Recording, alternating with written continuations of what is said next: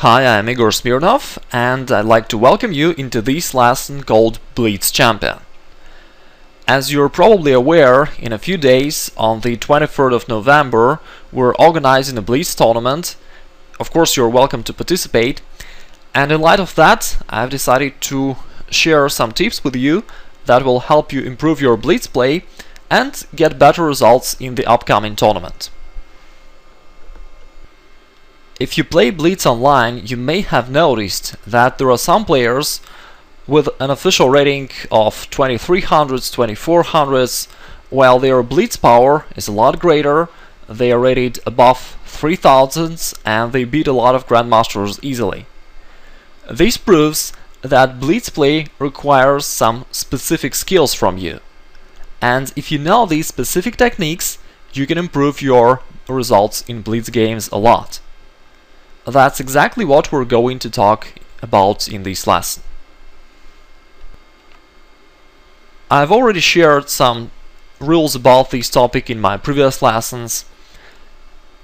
Today you'll be learning some new ideas as well as repeating the most crucial ideas about a Blitz play that you might learned in my previous lessons already.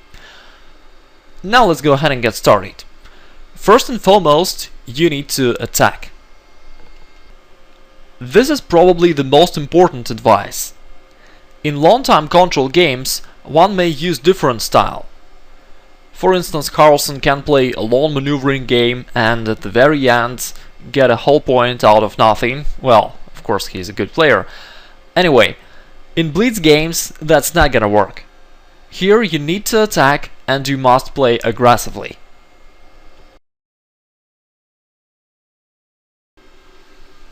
Let's have a look at this very typical position. How would you play here as white?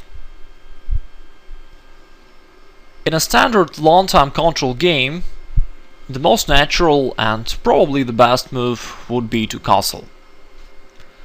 However, in Blitz, I recommend that you play more aggressively. So let's see what white can do. In this particular game, white played g4. Now we can see the point of the white's idea. What will be the next moves of white? Obviously he'll play g5. After h takes, white will recapture, probably with the bishop. After that he'll install his rook on the g-file, opposing it against black's king, and then white will maybe castle queenside. And all of his moves are very natural and he can play any of them instantly, almost unthinkingly.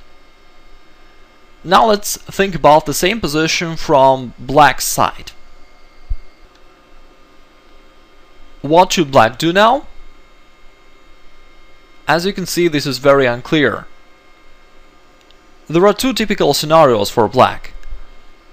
The one way is that black may start thinking hard and maybe he'll find a good defense in the end and he'll get a good position, maybe even he'll get an advantage, but while he'll be thinking, he will spend a lot of time, and in the end of the game he'll appear in a time trouble and will make a blunder and will lose in time pressure.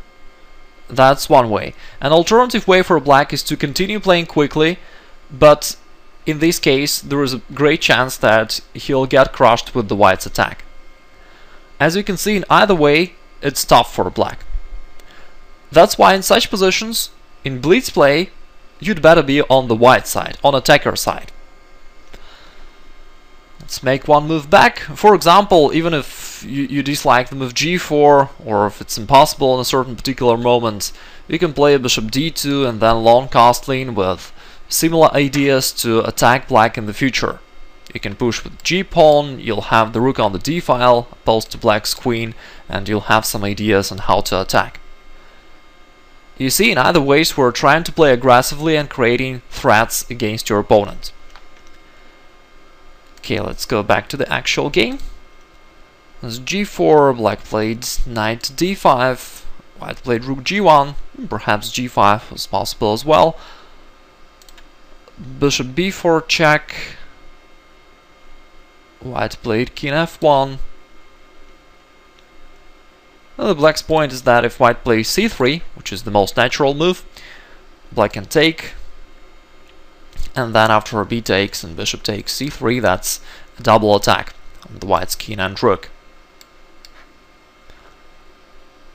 Actually, even in this position, I'm not so sure about black prospects in this game, because let's just continue the line. King f1, bishop a1, g5, and I believe that in Blitz game, this is a very difficult situation for black.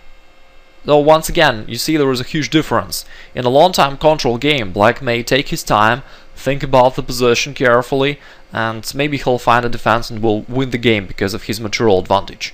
But in Blitz game, well, I believe that's very close to winning actually, because that's very difficult. White is attacking with all his forces and black must be very precise here.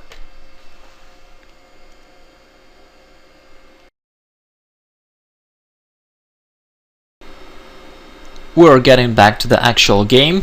White played king f1, then followed bishop e7, g5, pawn takes, knight takes. Of course, white could take with the bishop as well. Perhaps he want to give more space to his queen. Potentially it can go forward.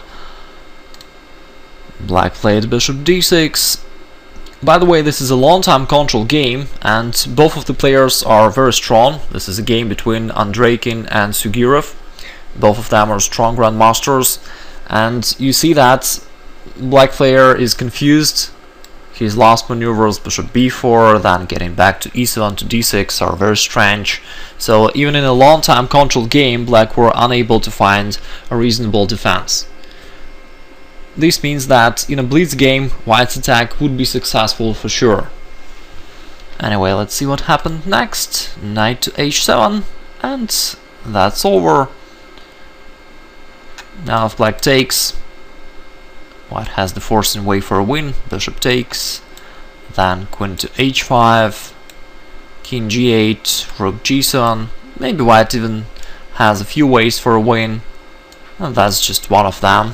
Bishop h6 check, and then if king goes to g8, white will play queen g4, queen g7 mate.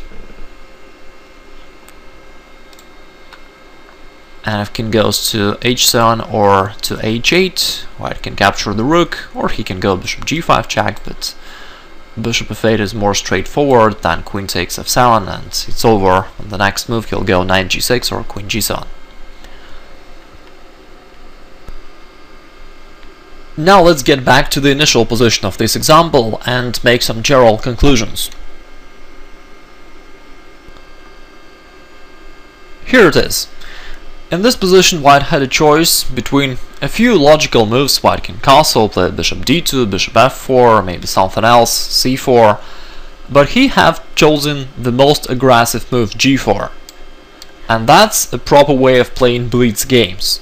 You need to attack, create problems for your opponent, and choose the most aggressive continuations, even if they look not very solid and risky for you. In fact, the risk for your opponent is a lot greater.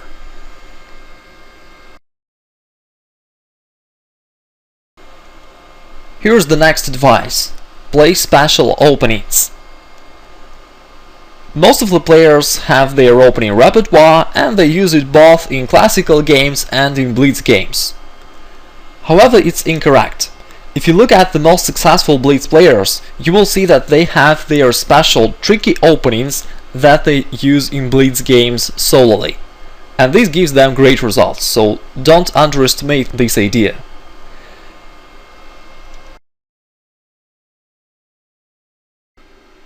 You may be wondering what's wrong with your usual openings and why you shouldn't use them. Well, of course you may, but in this case you will let your opponent to play first 10-20 moves based on his opening preparation without spending any time on these moves, and moreover, even in the middle game stage your opponent will use the plans that he already knows, typical plans for his opening. Of course you don't want to simplify your opponent's task so much, and it would be a lot greater idea if you can force your opponent to take time starting from the very first moves and to think about the positions by yourself. That's why it's very good if you can surprise your opponent in the opening. With that in mind, in the Blitz games I've played b3 opening with the white and I got pretty good results, I even recorded a video lesson with analysis about this opening, b3 for white. You can find the link to those lessons below the video. You may try to use it as well. I'm sure it will bring you good results. Alexander Morozevich, who is a strong blitz player with black, against d4, used Chigorin defense with knight to c6. In another tournament, blitz tournament, he used Albin's counter gambit e5, and those openings gave him really good results. So you may try to do the same.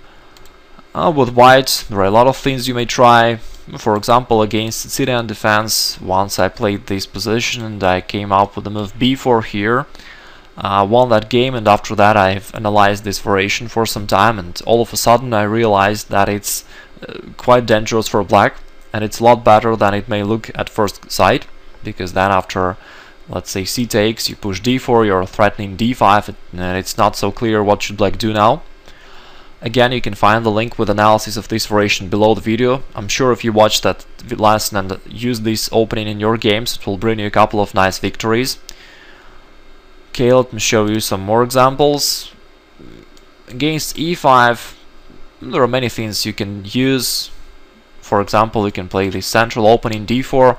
It was popular maybe 200 years ago, but now it's almost unused completely. Nevertheless, it's not so easy to handle. After that, white is going to castle queenside. It may go in this way. Of course, I'm not demonstrating you the opening theory right now. It's not the purpose of this lesson. I'm just showing you the ideas briefly, and later you can play bishop h6 or push the h-pawn, and in either case you will create some problems for black, and he will have to be very careful, and he will need to think about these variations and spend his time, which is very bad for him in blitz games. Okay, now let me make a few general notes about your opening choice in the opening. First of all, as we have already discussed, you should try to surprise your opponent in the opening and force him to think. That's why your opening line should be not very common. Secondly, your opening should be aggressive. We know that in blitz it's very important to play actively, and your opening choice should facilitate this style of playing. Gambits may be very suitable. And lastly, of course, you need to spend little time to familiarize yourself with these variations before you are going to play them.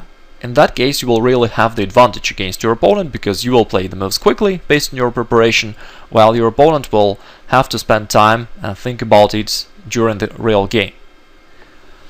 In the end, let me make one little note about what openings are wrong, which openings you should not use in blitz.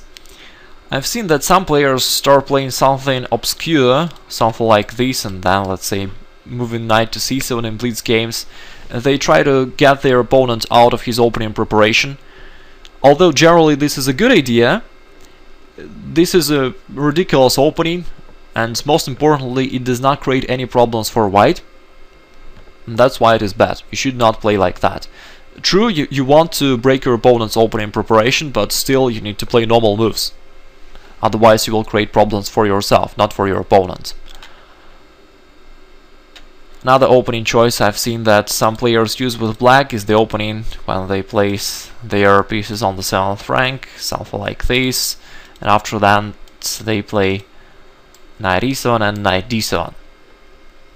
It's not that bad for black. It has one big advantage, because you can play the first moves unthinkingly. No matter what white does, you can play those moves. But the big disadvantage of this opening is that it is quite passive. Black is putting his pieces on the last ranks and is not creating any problems for white at the early stage of the game, and that's why it's not the best choice. Once again, we want to play aggressively. In total, if you follow these recommendations, if you play not very well known openings, which are aggressive in nature, perhaps gambits, and if you take some time to prepare these openings before the tournament, it will bring you great results for sure.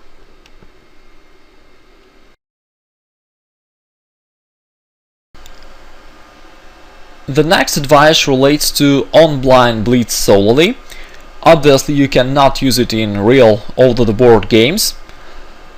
I bet you know what is pre-move, but right now I'm gonna tell you how to make the most benefit out of this function.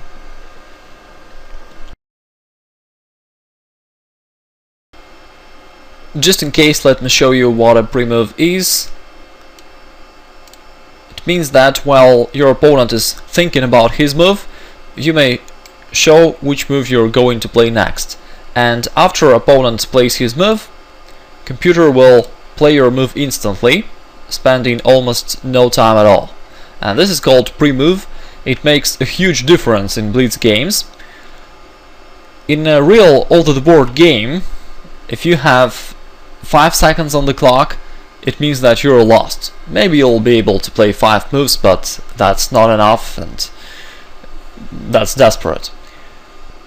In the online Blitz, if you have 5 seconds, that's a lot of time, because thanks to pre-move you can make 20 moves, maybe 30, and that's a lot. So you can realize your advantage for sure. If you have an extra queen or something like that, you will win the game, even though you have just a few seconds on the clock. That's why we should not be deceived by a little quantity of time left on the opponent's clock. Thanks to these modern functions like pre-move, he'll be able to realize his advantage. And of course, especially in the games with an increment, when each player gets a bonus, like 1-2 extra seconds for every move you play, in that case, of course, you need to be very careful, because if you have a bad position, you cannot hope that your opponent will lose on time. And that's not gonna happen, and that's why you need to play very solidly and very carefully. Okay, let's come back to pre-move. So, how to use it properly? A lot of players know about this option and try to use it, but sometimes it works against them. For example, I played a lot of games like this when my opponent here played knight f3.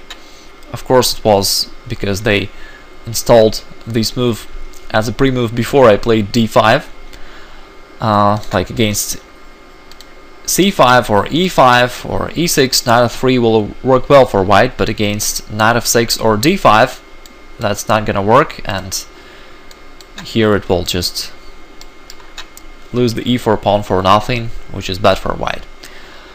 That's not a good example. Also, I've seen that some tricky guys try to make use of your potential mistake. For white, they play here bishop g5, hoping that maybe you will play e6, and in that case, of course, they'll just grab your queen and will be glad that they are so tricky and got a win just from nothing.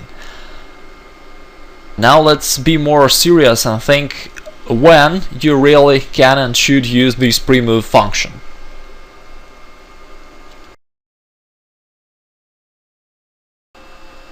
The first situation when you may and should use pre-move is when your opponent has no attacking moves, no attacking possibilities. This may happen if your opponent has no pieces at all on the board. In that case, of course, he has no active possibilities, and sometimes this may happen if there are just a few pawns left on the board or just a few pieces. Something like this. In this position, let me ask you a bit tricky question. How should white play it here? Obviously, the correct move is g4, and this should be played in a normal game, but in Blitz, sometimes, surprisingly, it may be not the best option, because if you secure your position, you can then play moves without spending any second on that using the pre-move, but first you need to secure your position. That's why in a Blitz, in online Blitz game, the best move for white might be to play b3, because after that you don't have to care about black's move b5 anymore, and even if you overlook it, even if black plays it and you don't react on that, nothing will happen because your pawns are already protected. This means that after that you'll be able to play the moves using pre-move function, so you'll play g4 and you'll set the pre-move king g3. So after your opponent plays king g5, computer will play king g3 instantly without spending any second on that. And by using this method, you'll be able to win this game even if you have just, a few seconds left on the clock.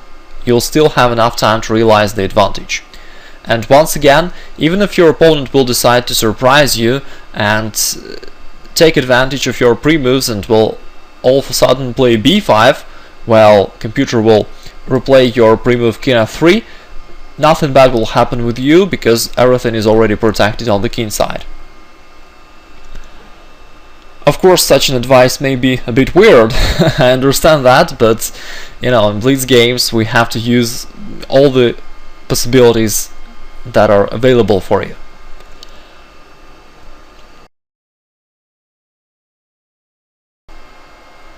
How would you play here as white? White has a little combination, bishop takes h6, and then after pawn takes, queen to g6 check, using a pin on black's pawn.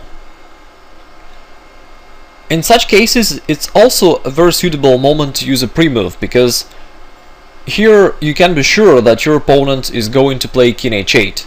That's why at this point you can set queen h6 as a pre-move, and after your opponent plays king h8, computer will automatically replay your move queen takes h6. Another suggestion for this position is that you should make a repetition. If you can, you should repeat the position at least once or maybe twice, because thanks to pre-move you can play these moves without spending any second on that, while your opponent will spend maybe 1 or 2 seconds on playing the moves king g8 and king h8. And although it may seem unimportant right now, at the end of the game these 1-2 seconds may become decisive. And after you make the repetition, on the next move you'll start thinking about which move you're going to play now, and then you'll play it. Here it's probably knight to d5, and then knight f6 and white's winning.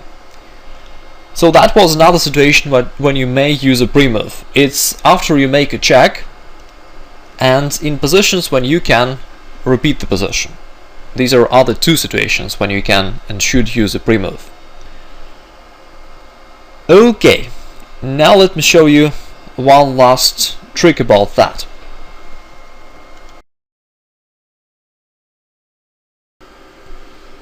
In a classical game, in such a situation, white should just resign, but in a Blitz game you can be tricky.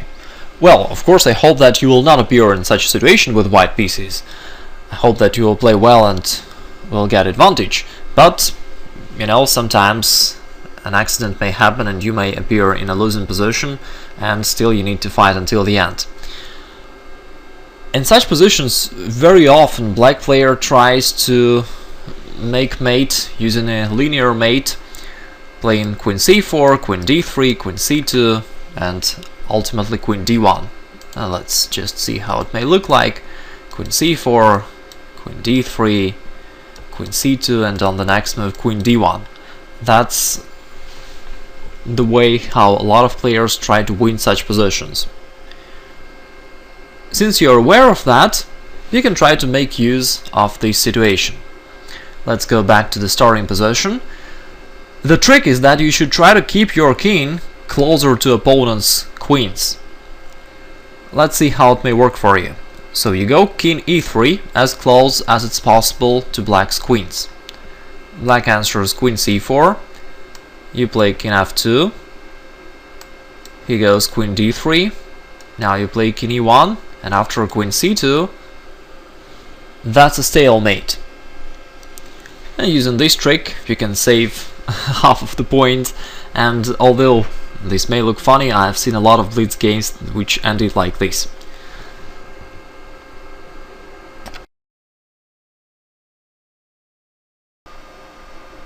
The next advice may seem obvious, although a lot of players ignore it.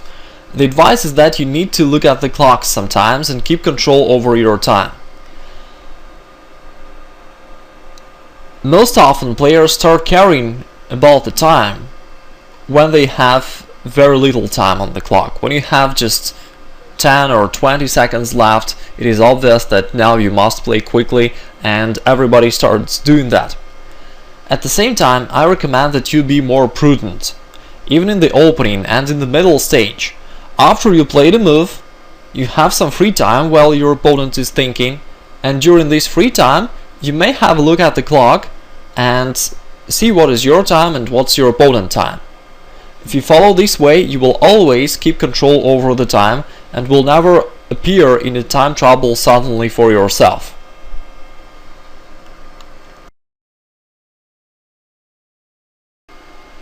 Now let's quickly review all the main advices we have discussed in this lesson. First of all, in Blitz games you need to attack. That's probably the most important thing you need to keep in mind while playing. You should be aggressive, you should create threats for your opponent and play in attacking style. Next, you need to prepare a special opening repertoire for Blitz. Well, at least you can prepare a few special openings.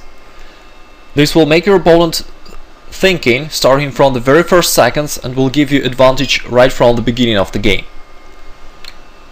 Also, you need to use your time rationally. Use pre-move function when possible.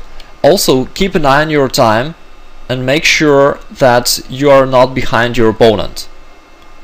If you find yourself in such a situation, you need to speed up and play quicker, even if it is an opening or a middle game right now. If you see that you're behind in time, you should start playing quicker.